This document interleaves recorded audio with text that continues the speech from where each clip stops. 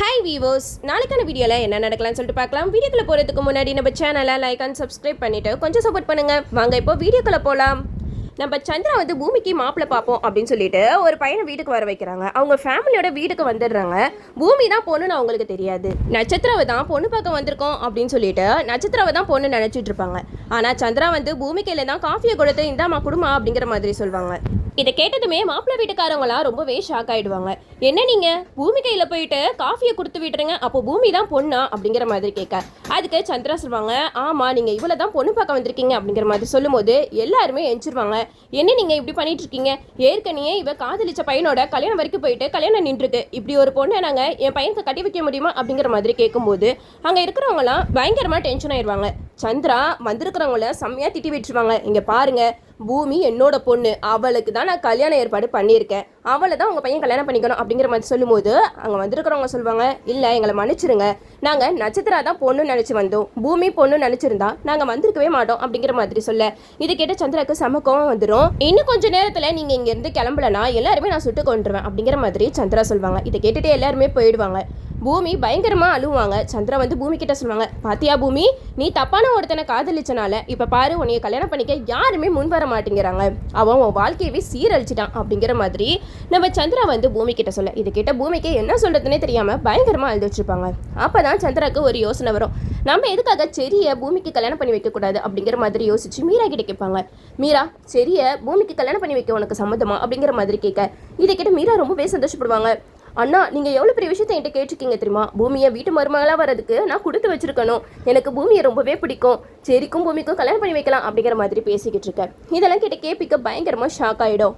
அப்போ தான் சந்திரா கிட்ட சொல்லுவாங்க, இங்கே பாருங்கள், பூமி ககன் ரெண்டு பேருமே விரும்புறது செரிக்கு நல்லாவே தெரியும், அப்படி இருக்கும்போது அவன் எப்படி கல்யாணம் பண்ணிப்பான் அப்படிங்கிற மாதிரி சொல்லும்போது சந்திரா சொல்லுவாங்க, அதெல்லாம் எனக்கு தெரியாது, நான் முடிவு பண்ணது தான், செரியை கல்யாணம் பண்ணிக்கிட்டா என் பொண்ணு இந்த வீட்டை விட்டு எங்கேயுமே போக மாட்டா, இந்த வீட்டுக்குள்ளேயே என் பொண்ணாகவும் இருப்பா, உனக்கு மருமகளாகவும் இருப்பா, செரிக்கும் பூமியை ரொம்ப பிடிக்கும்ல அப்படிங்கிற மாதிரி சொல்ல, இதை கேட்டு கேபி சொல்கிறாங்க, என்னைக்கு ககன் மனசில் தான் பூமி இருக்காங்க அப்படின்னு தெரிஞ்சிச்சோ அதுலேருந்து செரி வந்து பூமியை விரும்புறதே விட்டுட்டான். செரி என்னமோ பூமி மேலே ஆசைப்பட்டது உண்மைதான், ஆனால் அவங்க ரெண்டு பேருமே ஒருத்தர் ரொம்பவே விரும்புகிறாங்க அப்படின்னு தெரிஞ்சு அவன் அதுலேருந்து விலகிட்டானே அப்படிங்கிற மாதிரி கேபி சொல்ல, இதெல்லாம் கேட்டுட்டு நம்ம சந்திரா சொல்கிறாங்க, இங்கே பாருங்கள், நான் முடிவு பண்ணிட்டேன், செரிக்கும் பூமிக்கும் கூடிய சீக்கிரமாகவே கல்யாண ஏற்பாடெல்லாம் பண்ணணும் அப்படிங்கிற மாதிரி சொல்லிட்டு போயிடுறாங்க.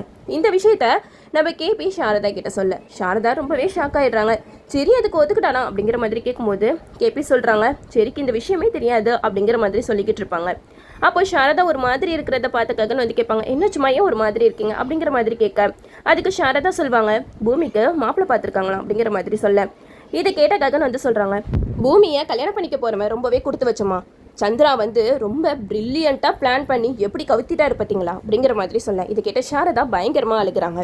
அப்போ தான் ககன் வந்து சாரதா கிட்ட சொல்கிறாங்க, ஏம்மா நீங்கள் அழுகிறீங்க, விடுங்க, நம்ம விதியில் இதுதான் இருந்துச்சுன்னா அதை நம்ம ஏற்றுக்கிட்டு தானே ஆகணும் அப்படிங்கிற மாதிரி சொல்ல, அதுக்கு நம்ம சாரதா வந்து எதுவும் சொல்லாமல் அழுதுகிட்டே இருப்பாங்க. அப்போ தான் ககன் கேட்பாங்க, யார் மாப்பிள்ளை அப்படிங்கிற மாதிரி கேட்க, அதுக்கு சாரதா சொல்லுவாங்க, சரி தான் பூமிக்கு கல்யாணம் பண்ணி வைக்க பேசியிருக்க மாப்பிள்ளை அப்படிங்கிற மாதிரி சொல்லும்போது நம்ம ககன் சொல்கிறாங்க, சரிம்மா, என்னதான் இருந்தாலும் செரியும் பூமியும் நல்ல பேரு தான், சரி பூமியை நல்லாவே பார்த்துருந்துருப்பான் அப்படிங்கிற மாதிரி நம்ம ககன் வந்து சாரதா கிட்ட சொல்லிக்கிட்டு இருக்காங்க.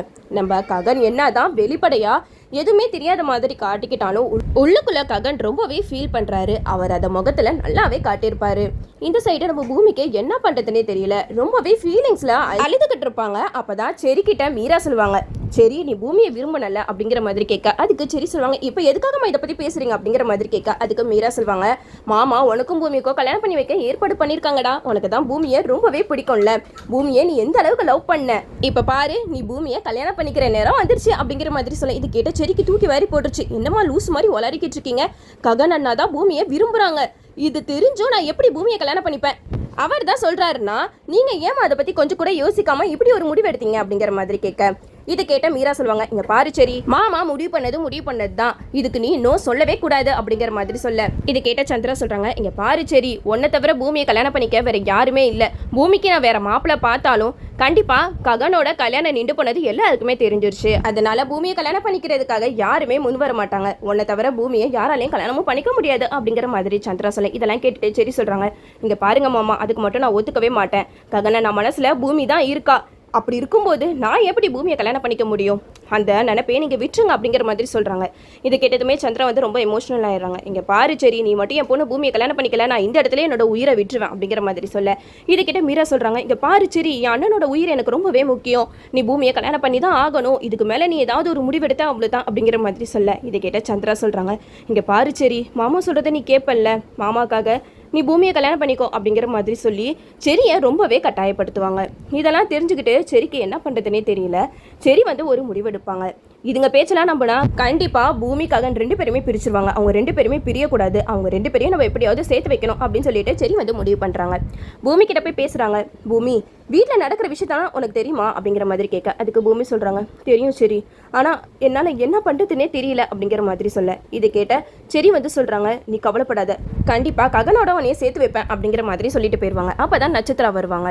என்ன பூமி, உனக்கு கல்யாணம் பேசுகிறாங்க, சந்தோஷமா இல்லாமல் உருன்னு இருக்க, நான் அதான் உங்ககிட்ட அப்பயே சொன்னல, ககன் மாமாலாம் உனக்கு செட்டே ஆக மாட்டார், ககன் மாமாவுக்கு சரியான ஜோடி நான் தான் அப்படிங்கிற மாதிரி நட்சத்திரம் வந்து பூமியை வெறுப்பேற்றிட்டு போவாங்க.